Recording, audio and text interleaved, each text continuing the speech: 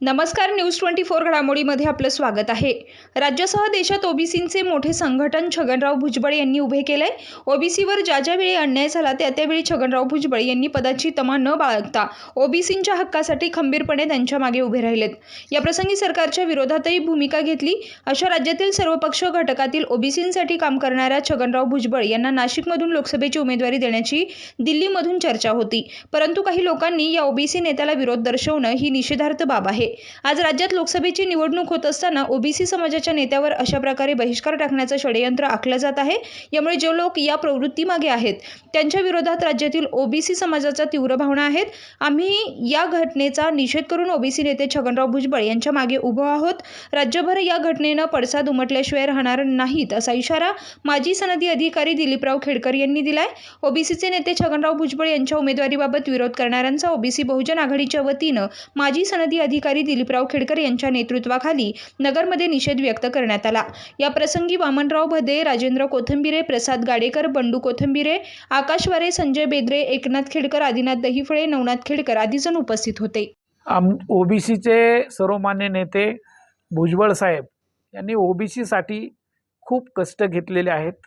त्यांच्या वयाचा विचार न करता ओबीसीवर जो काही अन्याय होत होता, संपूर्ण महाराष्ट्रामध्ये जागोजागी मेळावे घेऊन ओबीसींना त्यांनी आधार देण्याचा त्या ठिकाणी प्रयत्न केला आणि त्यामुळं सर्व ओबीसी एकत्र त्या ठिकाणी आलेला आहे। परंतु आम्हाला जी काही बातमी समजली की भुजबळ साहेबांना नाशिक लोकसभेची उमेदवारी देण्यात येणार होती, तर ती अनेक दिवसापासून देणार अशा पद्धतीने आम्ही ऐकत होतो, परंतु ती दिली जात नव्हती। ती देऊ नये म्हणून अनेक याच्यामध्ये मराठा समाजाने सुद्धा झुंडशाही दाखवून त्या ठिकाणी दबाव टाकण्याचा प्रयत्न केला।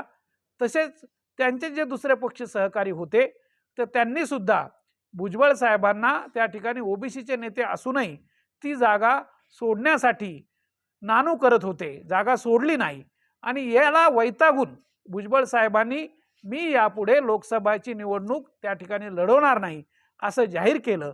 परंतु त्यांच्या मना हे जाहीर करत असताना त्यांच्या एक जे मनामधले जे काही हावभाव होते किंवा चेहऱ्यावरचे हावभाव होते तर ते अत्यंत नाराज असल्याचं दिसत होतं आणि ते नाराज झाल्यामुळं आम्हा सर्व ओबीसी बांधवांना आत्मक्लेश झालेला आहे। आम्हाला खूप वाईट वाटलेलं आहे आणि हे आमच्या ज्या काही भावना व्यक्त करण्यासाठी आज आम्ही या ठिकाणी एकत्र आलोत आणि ह्या ज्या काही भुजबळ साहेबांना त्रास देणाऱ्या प्रवृत्ती आहेत, त्यांच्यावर दबाव टाकणाऱ्या प्रवृत्ती आहेत आणि त्यांना माघार लावण्यासाठी ज्यांनी त्या ठिकाणी दडपण टाकलेलं आहे अशा सर्व प्रवृत्तीचा आम्ही या ठिकाणी निषेध करण्यासाठी उपस्थित झालो होतो आणि आम्ही सर्वांनी या प्रवृत्तीचा या ठिकाणी मनापासून निषेध केलेला आहे।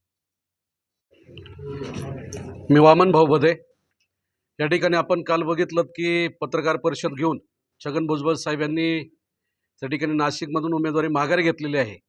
पण या सगळ्या गोष्टीचा विचार जर केला तर नाशिकमध्ये भुजबळ साहेबांच्या माध्यमातून त्या ठिकाणी प्रचंड मोठ्या प्रमाणामध्ये विकास झालेला होता आणि ओबीसी समाज असेल, बहुजन समाज असेल, ह्या सगळ्यांना वाटत होतं की भुजबळ साहेब त्या ठिकाणी उभा राहायला पाहिजे होते।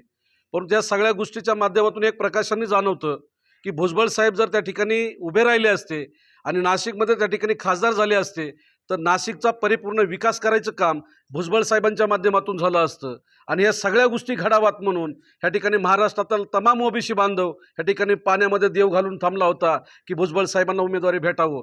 परंतु भुजबळ साहेबांना उमेदवारी न भेटल्यामुळं महाराष्ट्रातील तमाम माझा बहुजन समाज, माझा ओबीसी समाज, माझा हा समाज हा पूर्ण या ठिकाणी निराश झालेला आहे आणि म्हणून ह्या सगळ्या गोष्टीचा निषेध करण्यासाठी आज आम्ही तमाम सगळे या ठिकाणी ओबीसी बांधव जमा झालेलो आहोत। कदाचित जर उमेदवारी या ठिकाणी झाली असती आणि त्या ठिकाणी भुजबळ साहेबांचा विजय हा नक्कीच होता, म्हणून नाशिक शहर, नाशिक जिल्हा हा विकासापासून वंचित राहिलाय अशा ठिकाणी मला म्हणावंसं वाटतं। मी नवनाथ खेडकर, शेवगाव।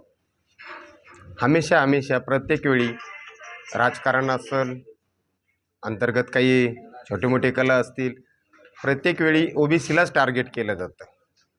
जसं की आता भुजबळ साहेबांना खूप मोठ्या प्रमाणात आणि जबरदस्त असं टार्गेट केलं आहे, जेणेकरून ते आम्हाला थोड्याशा भावना बोलायला अनावर होत आहेत आणि अशा पद्धतीचं कुठल्याही माणसांनी जाणून बुजून ओबीसीवर टार्गेट करू नये अशी सर्वच आम्हा लोकांची इच्छा आहे आणि आज ज्या भावनेने आम्ही आलो तर आम्ही जाहीर निषेध करतोय की छगन भुजबळ साहेबांना तिकीट भेटणं गरजेचं होतं आणि ते द्यायलाच पाहिजे होतं. प्रतिनिधी स्वामी गोसावी, न्यूज 24 घडामोडी, अहमदनगर.